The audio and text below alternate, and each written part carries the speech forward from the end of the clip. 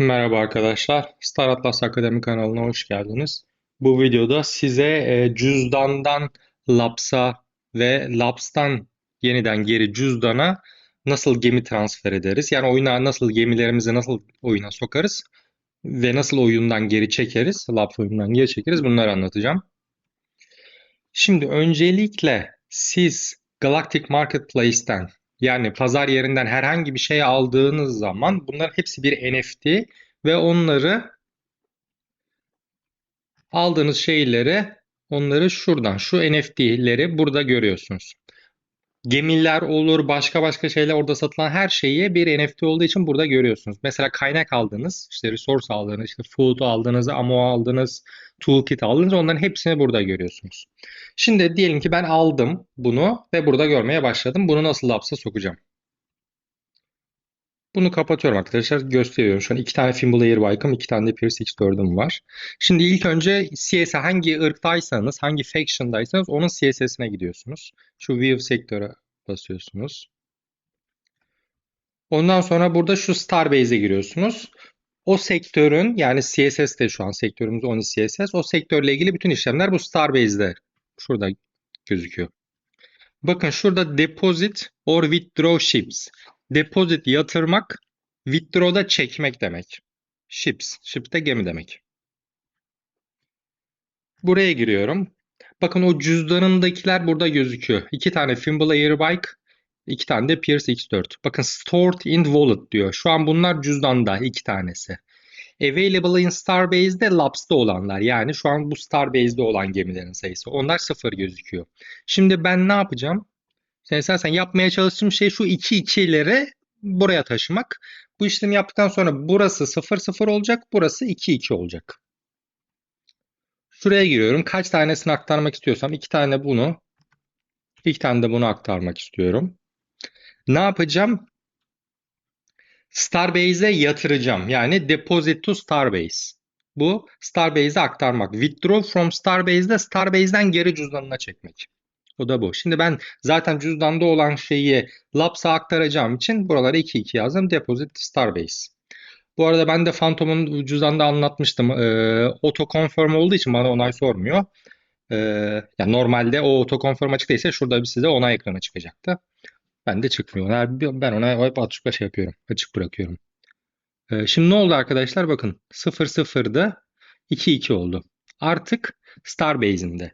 Bunu nereden teyit edebilirim? Bakın şuradan cüzdana girersem şu NFT kısmına tıklarsam bakın gitti o. 2'de 2-2. Tamam mı? Artık burada değil Laps'a aktardım ben bunları. Artık benim cüzdanımda değil. Laps'ta. 2-2. Bu aktarma.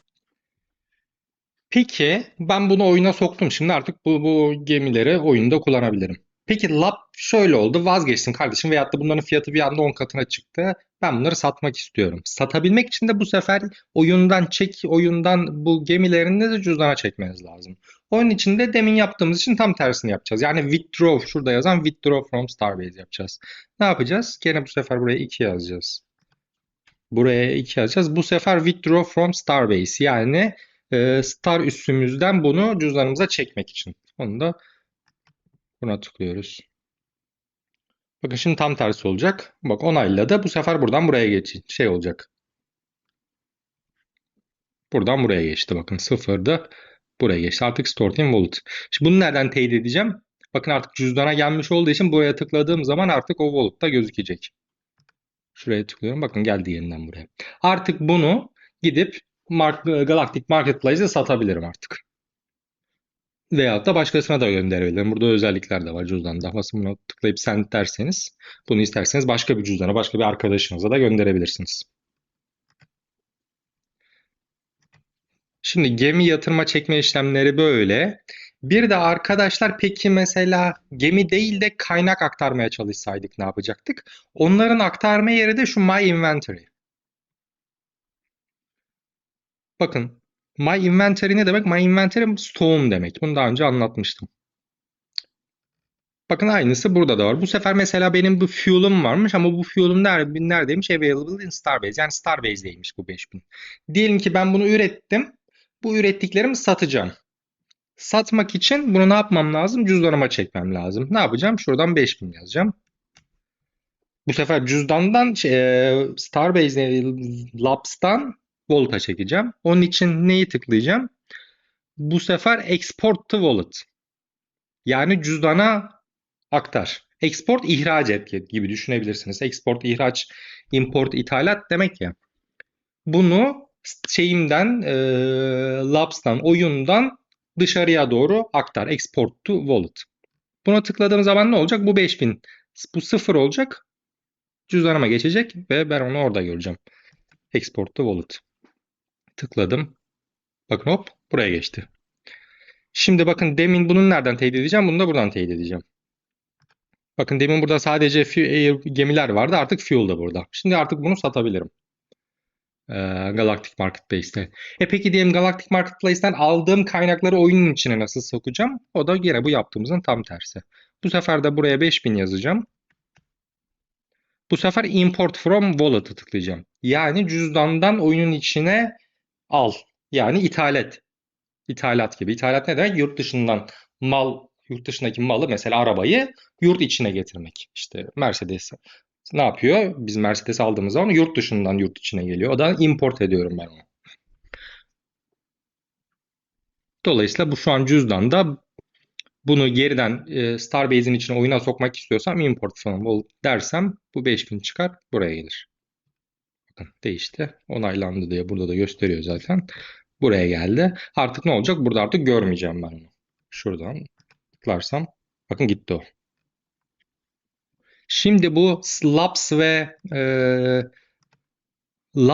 ve cüzdan bağlantı işiyle ilgili son söyleyeceğim bir konu daha var. O da şu, bu bütün aktarmaları yaptığınız zaman bunlar hep CSS'de oluyor. Tamam mı? Yani şurada oluyor hep. Gemiye aktardığınız zaman gemiyi cüzdanınızdan Starbase'e yani oyuna Labs'a çektiğiniz zaman o gemiler burada gözüküyor hep. Aynı şekilde kaynaklar da onu çektiğiniz zaman buradan gözüküyor. Dolayısıyla buradan artık ne yapacaksanız buradan işte atıyorum MRZ26'ya gitmek istiyorsanız buradan buraya gitmeniz lazım. Diyelim ki bu MRZ26'da işte bir kaynak buldunuz. Bunu satmak istiyorsunuz. O zaman da satmak için bu MRZ26'dan bunu Oni Starting Zone'a götürmeniz lazım. Oni'yseniz tabii. Eğer Ustursanız o dediğim Starbase burası. Starting Zone yazdığı Ustur burası. MAD içinde burası.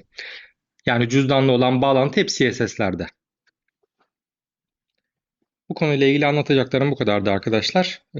Kanalıma abone olup videoyu beğenirseniz sevinirim. Devam edecek. Görüşmek üzere.